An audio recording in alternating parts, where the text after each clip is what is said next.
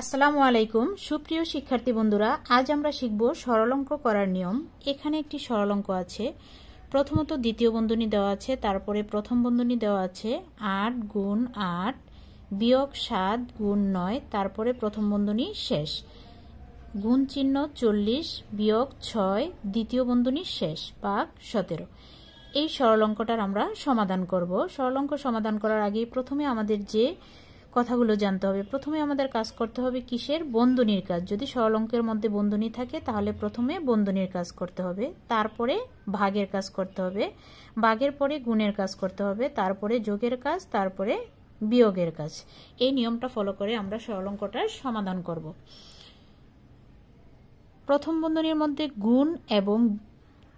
গুণ আছে আর বিয়োগ আছে মাঝে, তাহলে প্রথমে আমরা গুণের কাজটা করে ফেলবো। বন্ধনীর ভিতরে দ্বিতীয় ব্রেকেট দিলাম, প্রথম ব্রেকেট দিলাম, এবার 8 আর 8 গুণ করব, 8 8 64। এখন এই বিয়োগ চিহ্নটা দিয়ে দিব। 7 আর 9 গুণ করব, 7 9 63। এখন প্রথম বন্ধনীটা রেখে দিলাম, কারণ এখনো প্রথম বন্ধনীর কাজ আমাদের শেষ হয়নি, তাই প্রথম বন্ধনীটা রেখে দিলাম। গুণ 40 বিয়োগ 6। এবার দ্বিতীয় বন্ধনীটা শেষ করব, ভাগ 17। এখন প্রথম বন্ধনীর কাজ এখনো বাকি আছে, তাই আমরা আবার প্রথম বন্ধনীর কাজ করব। প্রথম বন্ধনীর মধ্যে বিয়োগ আছে, তাই বিয়োগ করলে 64 থেকে যদি 63 বিয়োগ করি তাহলে থাকে 1। এবার যেহেতু কাজটা সম্পূর্ণ শেষ, তাই আমরা প্রথম বন্ধনীটাকে উঠিয়ে দেব, আর প্রথম বন্ধনী দেব না।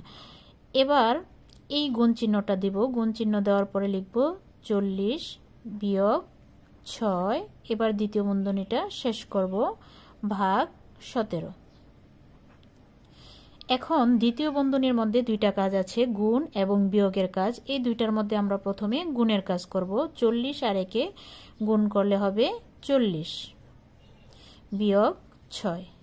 এবার দ্বিতীয় বন্ধনীটা শেষ করব, কারণ দ্বিতীয় বন্ধনীর কাজ এখনো শেষ হয়নি, তাই আমরা বন্ধনীটা রেখে দেব, ভাগ 17।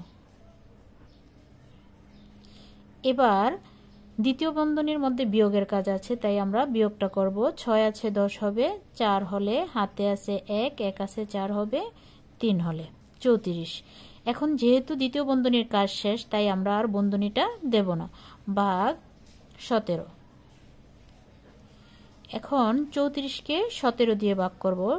17 দুগুণে 34, অর্থাৎ 34কে যদি 17 দিয়ে ভাগ করি তাহলে ভাগফল হয় 2। তাহলে নির্ণেয় সরল মান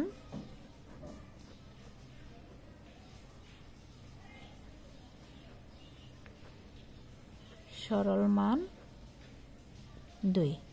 এভাবেই আমরা যে কোনো সরল অঙ্কের সমাধান করতে পারি।